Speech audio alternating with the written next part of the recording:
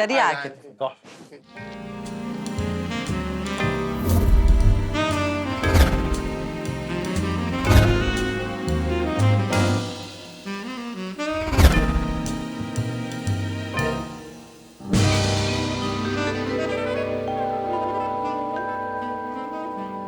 أهلا بيكم في مافيوزو. الشلة دي في وسطهم 2 مافيوزو ارتكبوا جريمة وما يعرفوش بعض. كل حد هيسحب كارت بشغلانة وشخصية، بس كارتين فيهم عليهم المافيوزو. هيلعبوا كذا جولة، وفي كل جولة هيعرفوا دليل جديد. بعدها هيصوتوا ضد بعض عشان يحاولوا يخرجوا المافيوزو.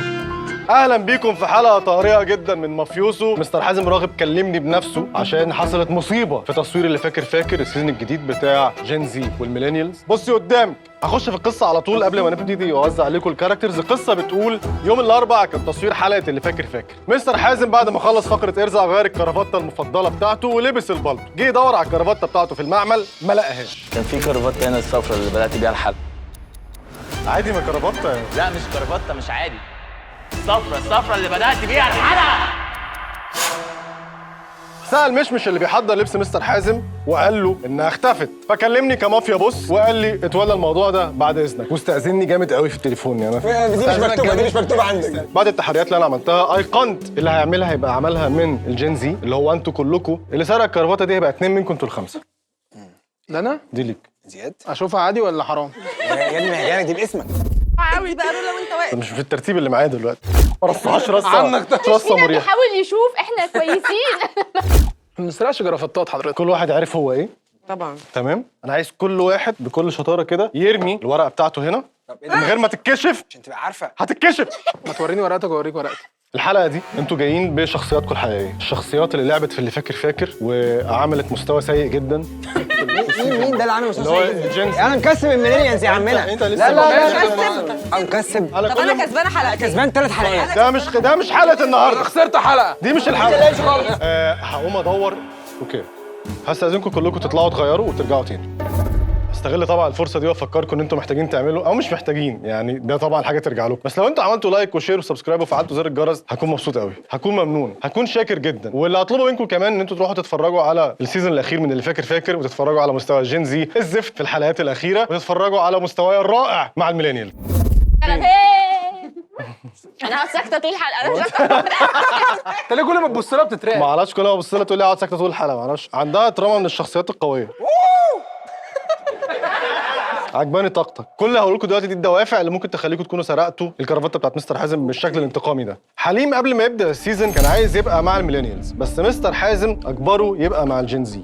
مواليد شهر 2 97. انا كده يعني عادي كان ممكن اديك قلتها في اول الجينزي. ما خلصش من هويته. ولما قعد يعيط اول حلقتين عشان مش عايز يبقى معاهم، مستر حازم خلاه يروح مع الميلينيالز عشان يثبت ان هو المشكله فيه مش في الجيل اللي بيلعب معاه، ويخلي شكله هو اللي وحش. وبكده حليم بيكون خسر جينزي والميلينيالز مع بعض. لبنى جابت لمستر حازم كرافته جديده في الحلقه اللي طلعت فيها كنوع من الرشوه عشان يكسبها، ومع ذلك حطها في الترتيب الاخير في صناعه الشاي باللبن في امتحان العملي، وقالت له انت بتضطهدني. يا لبنى دي عملتي ايه؟ على فكره انت بتضطهدني. وكسرها على الحلقه واتهاجمت بسببه في الكومنتس. زياد اول مره يطلع في اللي فاكر وكان فاكر انه عشان ضيف جديد فمستر حازم هيساعده ويمشي له الاجابات، بس اللي حصل انه ما كسبش ولا نقطه، وكتب التاريخ بانه يخلص فقره ارزع بسكور 0. دي عنصريه. ريفري نو فير. وده حسسه ان مستر حازم كان قاصد يخسره هو والجيل بتاعه قصد. اي حاجه ايجابيه مش مكتوبه هنا. احنا رجلتكم. اذكروا معازم موتاكم. رولا مستر حازم كان شايفها مش ضايفه اي معلومه ومش عارفه تجاوب اي حاجه في الحلقه، مع انه جابها في حلقه من تخصصها وهو الدراما، وقال لها قدام الناس دي اول واخر حلقه ليكي في البرنامج ده. انت صفر، انت معكيش حاجه تتكلمي بيها بالمنظر ده، تتكلمي معايا باسلوب احسن من كده بكتير. وجاب لها انهيار عصبي كلنا شفناه طبعا على اليوتيوب، وخلى شكلها وحش قدام جيلها اللي بتمثله، ومن ساعتها وهي مش طايقاه. سلمى فهيم خايفه قوي. مستر حازم خسر التيم بتاعها 10 درجات بسببها. ضربت مستر حازم في حلقه من حلقات اللي فاكر بهزار.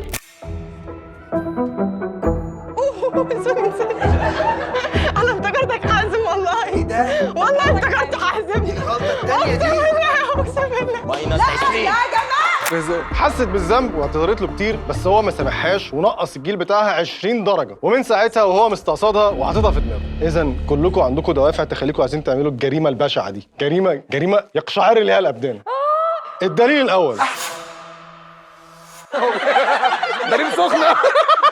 حد من المافيوسو خسر في حلقه واحده بس من حلقات اللي فاكر. اوبا ابداوا. اوبا. كل واحد كده نعدي يقول لنا خسر كام حلقه. زياد، نبدا بزياد. اصل اقول لكم حاجه لوجيك، انا جيت حلقه واحده، يعني خسرت حلقه واحده. انت رحتي توتال كام حلقه؟ 4. وانتي انا جيت حلقه واحده برضه. وانتي واحده برضو؟ لا دي 2 دي حلقه كده. وانت انا 5 كسبت 3 مع ميانز. خسرت انا 2. كنت جاي مع خسرت في جينزي. جينزي. محدش بيرد على السؤال. خسرتي الحلقه اللي لعبتيها؟ أيوة. طبعاً. خسرتي الحلقه اللي لعبتيها؟ اه. خسرتي الحلقه اللي لعبتها وانا وحليم أنا ورولو 2 مع بعض. و2. فاحنا الاثنين امان عشان احنا خسرانين حلقتين. انا شايف ان دي مش لا يعني إيه، عايز تغير الدليل؟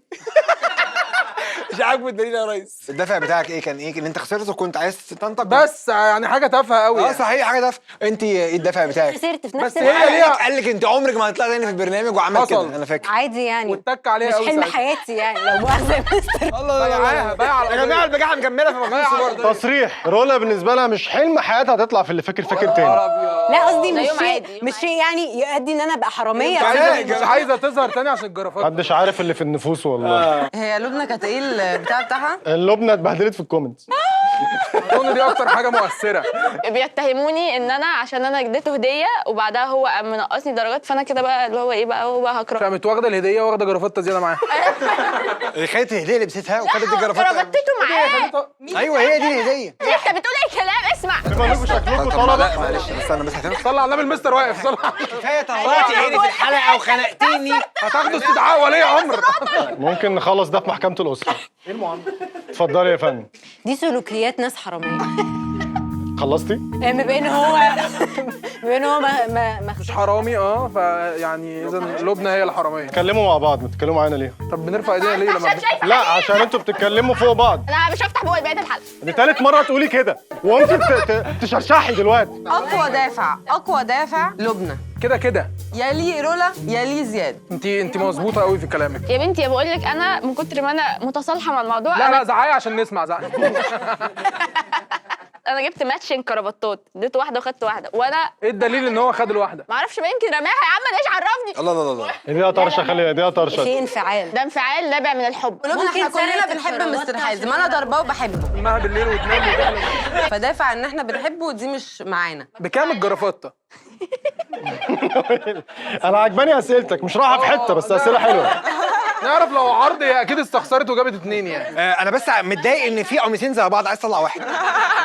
ده الدافع بتاعك. الستايلنج مختلف دلوقتي، عمالين نوجه اتهامات ليا ومثلا وليه وسايبينها مثلا ما حدش يتكلم وهي قاعده ساكته جدا جدا بشكل مريب. من اول ما بدانا هذا النقاش كل اللي قالته ايه؟ قالت انا خسرت عادي، وبعدين ما فتحتش بقعه تاني كانها سراب، كانها تراب مش موجود. انا فعلا مش شايفها كويس. انا متصالحه جدا مع الموضوع، كنت متضايقه فعلا من الحلقه بس مش عشان ما كنتش متضايقه من مستر حازم، انا كنت متضايقه من نفسي واتعلمت.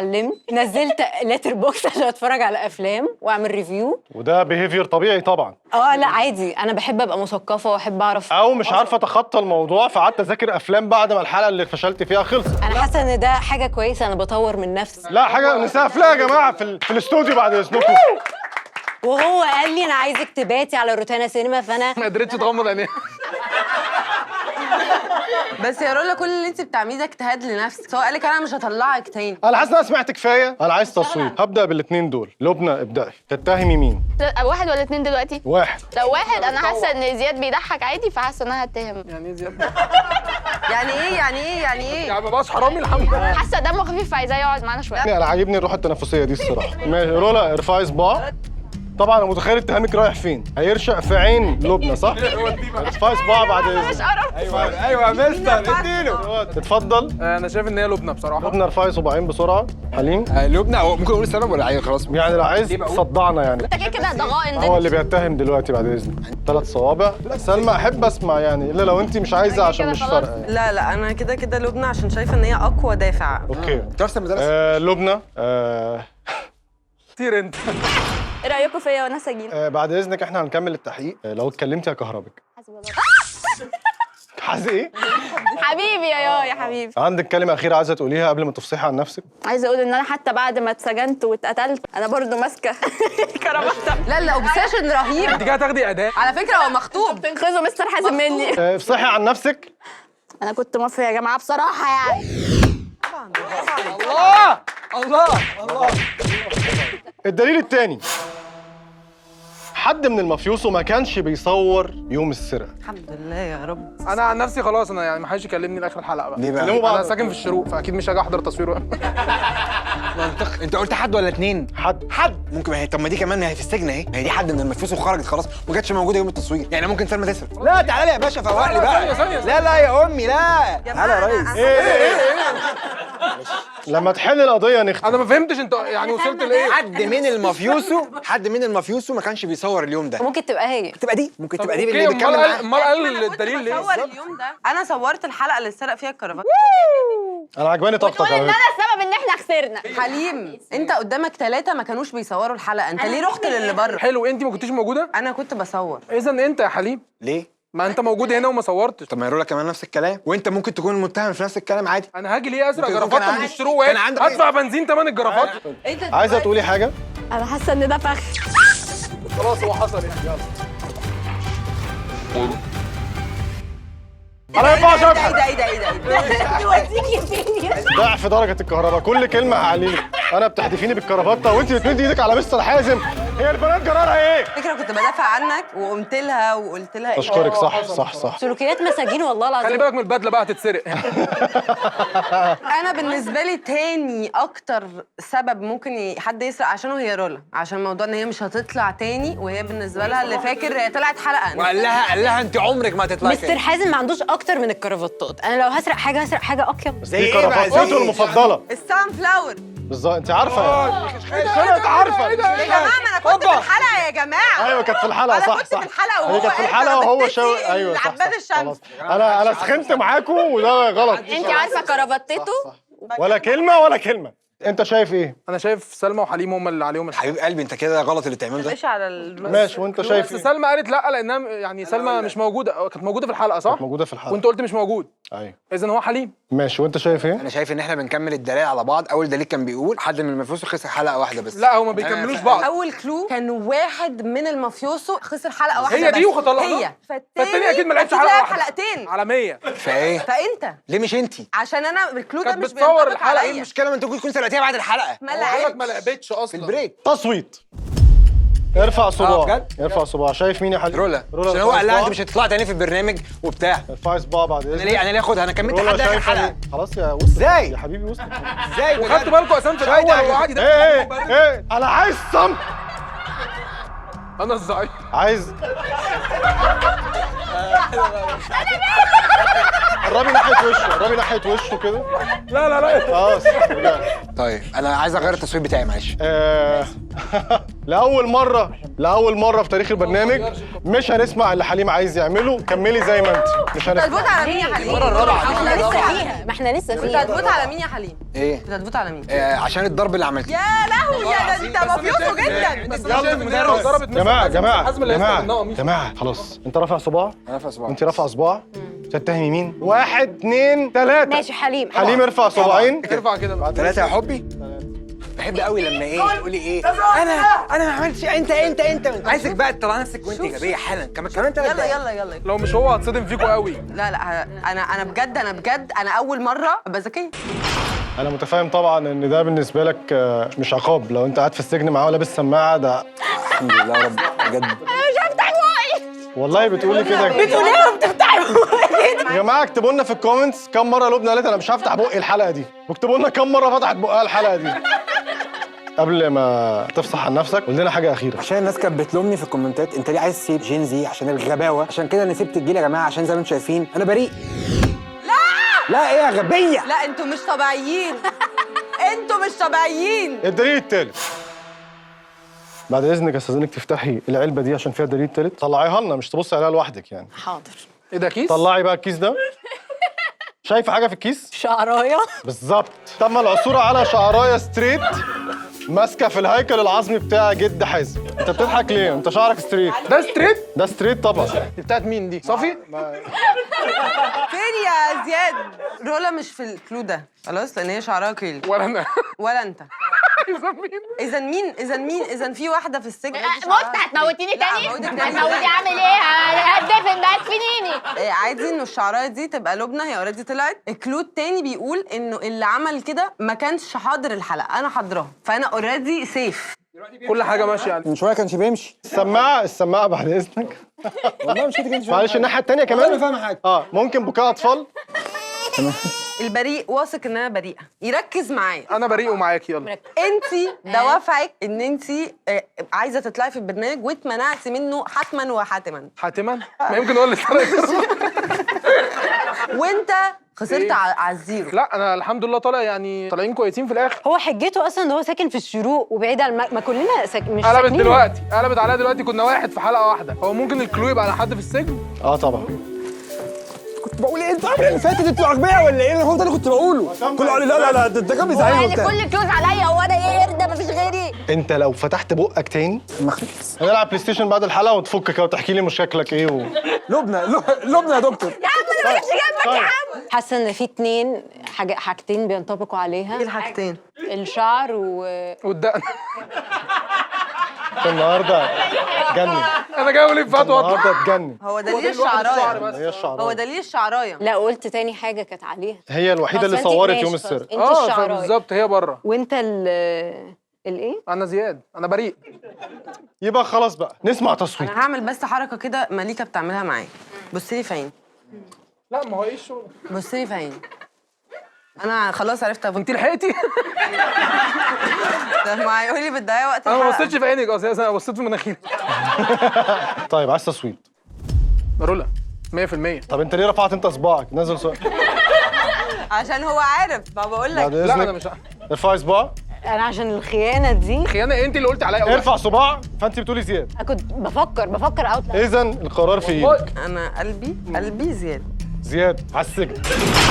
استاذ زياد، او من غير استاذ بقى، انت سجين دلوقتي. مسجون زياد. قبل ما تفصح عن نفسك في حاجه اخيره عايز تقولها؟ اقول ان سلمى اتذاكت في كل حاجه الا الاخر. انا بريء.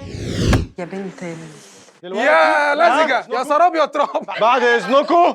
طب يا جماعه احنا وصلنا لاخر الحلقه ولسه مش عارفين مين المفيوس التاني. اللي هيحصل دلوقتي مهم جدا تفهموه كويس انتوا الاثنين، وانا بتكلم مع الناس البريئه. هنسمع الاربع ادله. انت هتقولي الاثنين الابرياء دول ازاي رولا ارتكبت الجريمه مع لبنى، وانت نفس الكلام هتسمعي الاربع ادله وتقولي الاثنين الابرياء دول ازاي سلمى ارتكبت الجريمه مع لبنى. الدليل الاول كان بيقول حد من المافيوسو خسر في حلقه واحده بس من الحلقات اللي فاكر.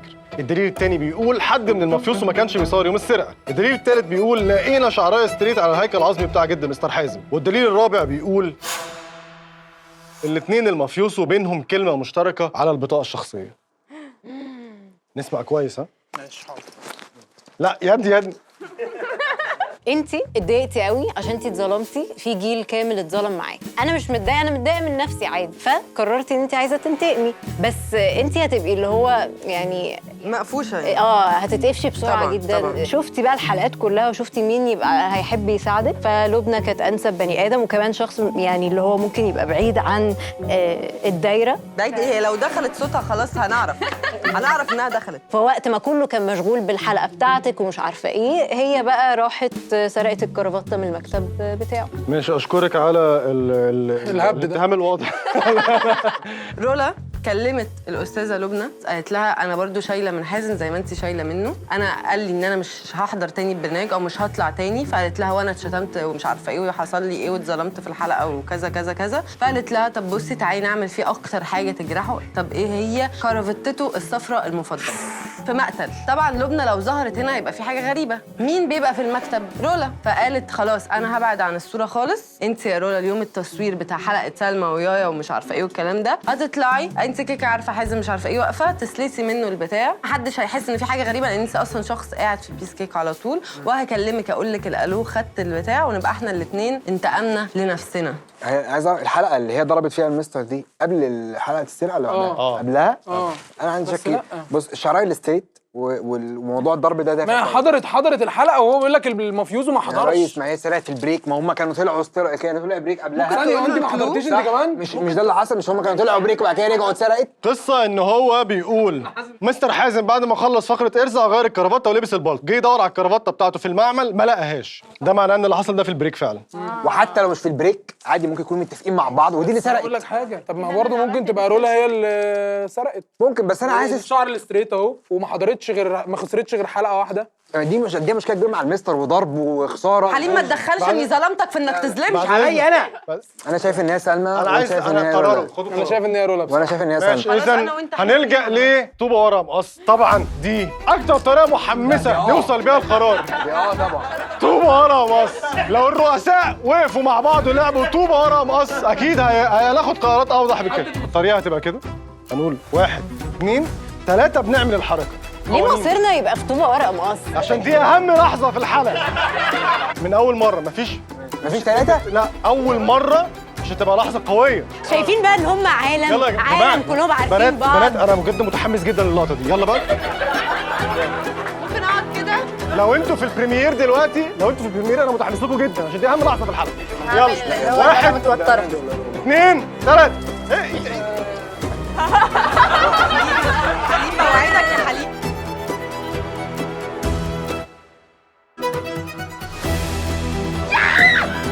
زياد رولا اتفضلي برضه.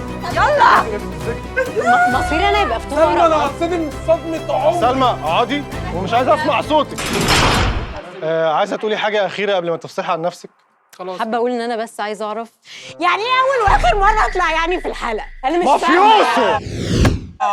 يعني فيها ايه يعني لما اغلط في افلام؟ هو انا غلطت في ايه؟ ايه ده ايه ده ايه ده ايه ده ايه ده ايه ده ايه ده بس يا بنتي البتاع دي ولا كلام. هاتيها رجعها لمستر حازم. هاتيها اديها لزياد. طب انا مالي. شكرا يا زياد. مبدئيا تستاهلي السجن عشان قلت ان هي اتظلمت. هي ما اتظلمتش، وهثبت لك انها اغبى من طلع في البيت. انا اتفق برضه مع ده. طب انت بريئه بتطلعيني ليه وبتطلعي الراجل التاني ليه؟ انا مش عايز اسمع حد غير مستر حازم. هو انت قلت انك هتثبت ان هي اغبى حد طلع في البرنامج؟ لا الكلمه دي مش حلوه. ومن غير ظلم. لا الكلمه دي مش يعني انا حلوة. خلاص لا ما تقلقش. انا تمام.